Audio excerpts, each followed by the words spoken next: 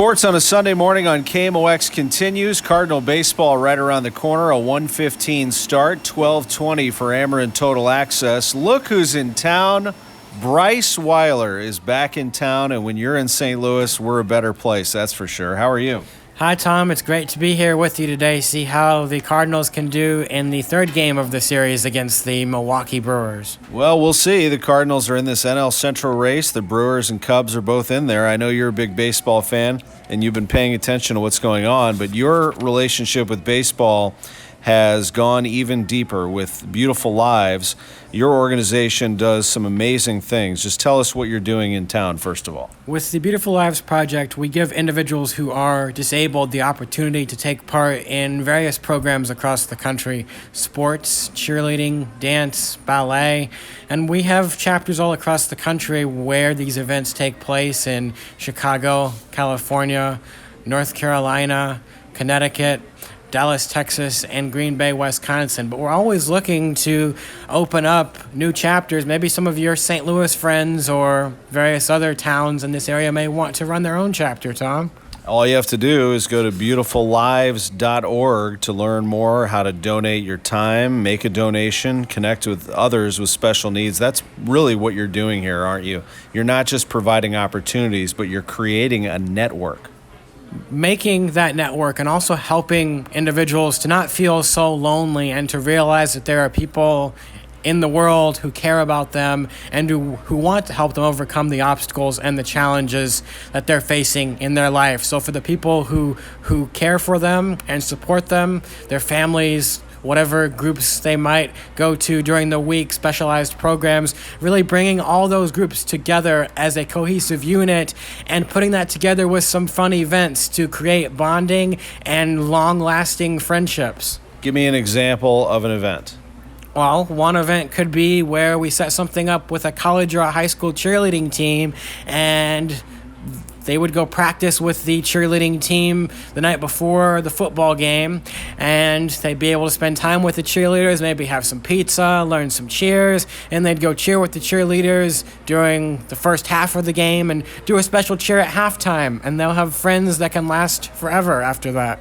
You've also done some baseball activities, both in Connecticut with the New Britain Bees. You've worked with the Baltimore Orioles. You most recently were in the Atlanta area. Tell us about your efforts over the summer. So I've been setting up all sorts of programs. When I was in Georgia, I had individuals playing on the field with AAU softball players from Triple Crown Sports. So we had a beat ball field running where people who are blind played beat ball. We had individuals who had autism who played on two other fields. So it was really special having three fields running at once. And those are the types of programs that a chapter can run as well. Someone can say they want to be the president of the St. Louis chapter, and they can email me at Bryce with a Y at beautifullives.org, Bryce at beautifullives.org, and then we can help them set up their fundraising goals. Chapters typically need to raise between $10,000 to $15,000 each year to be able to cover the costs of their events, and they can be setting up their own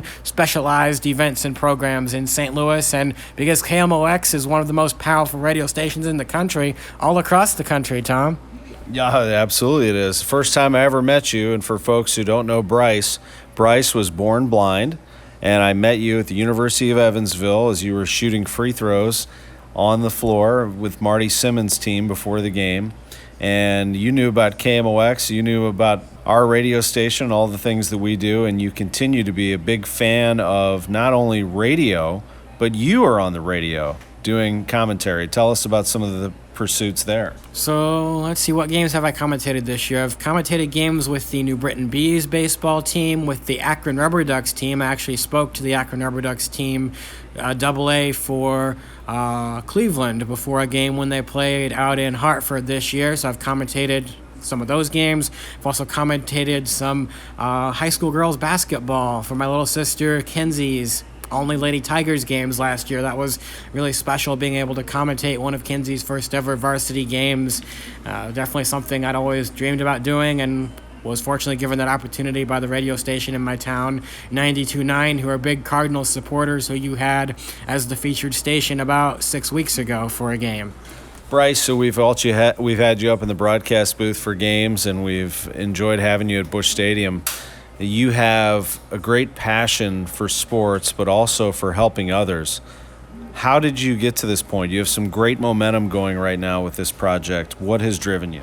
Having all the people who really helped me in my life in college with helping me get food in the cafeteria or teaching me how to shoot free throws, I really wanted to be able to give that back to other individuals who might be blind or in a wheelchair and having autism or whatever the case might be, any group of people who have challenges in their life, and showing them that if you try your hardest to live your dreams and to accomplish your goals, and if you have a good support system around you of people who want to help you, then making those dreams will be something that you'll be able to accomplish. You've made some great contacts in the sports world.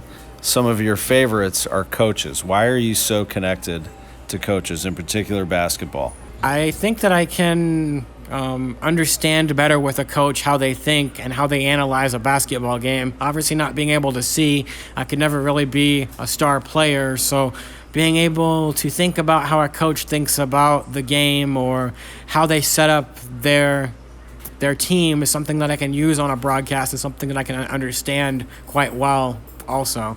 Beautiful Lives, what's ahead for it? I would like to set up as many chapters across the country in small towns, big cities, medium-sized towns, because every town has people who are disabled who want to have the opportunity to live the best life possible. They just need a chapter president to want to start setting up those events, to want to have me teach them all the specialized rules of how to set up events, and to go fundraise and speak to groups and share their message of helping everyone and never letting someone feel like they're left out and they don't have people in their life who can help them, because that is a very lonely and a very frustrating feeling, and that is what we try to take out of this world and this country, because that is more important than the great events we set up.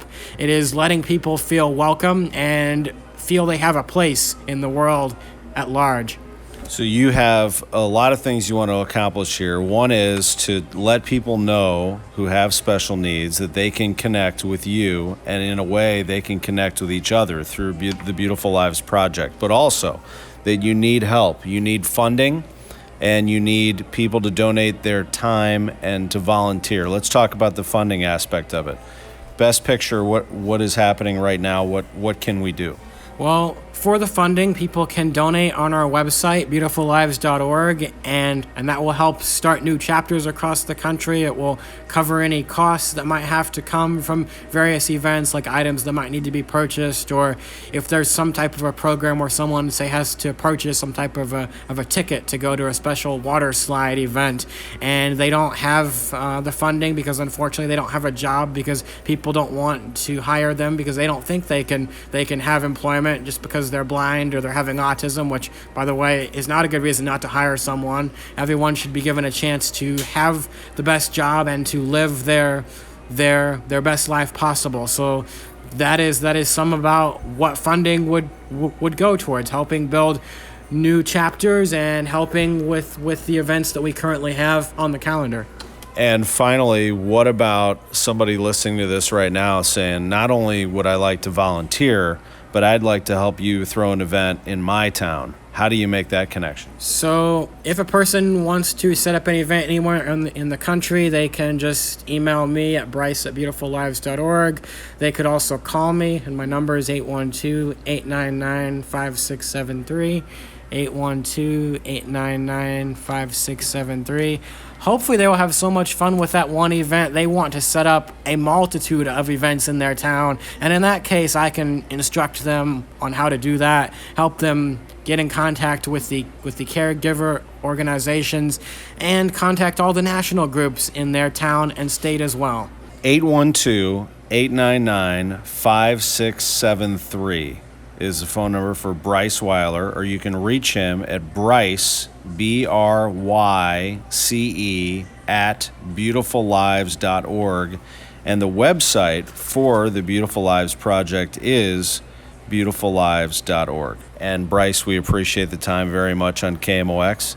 Yeah, I know you'll stay in touch with us as we stay in touch with you, and we continue to watch this grow and flourish, and we really appreciate it, and we're proud of you. Thanks for having me on, Tom, and for doing all the things in talking about not only the sports here in St. Louis, but promoting all the great programs who do things to help people all across this country. Now let's get this man a plate of toasted ravioli while he's in town, all right? Thanks, Bryce. Thanks, Tom. Bryce Weiler with us on KMOX. We'll be back. Sports on a Sunday morning continues right after this.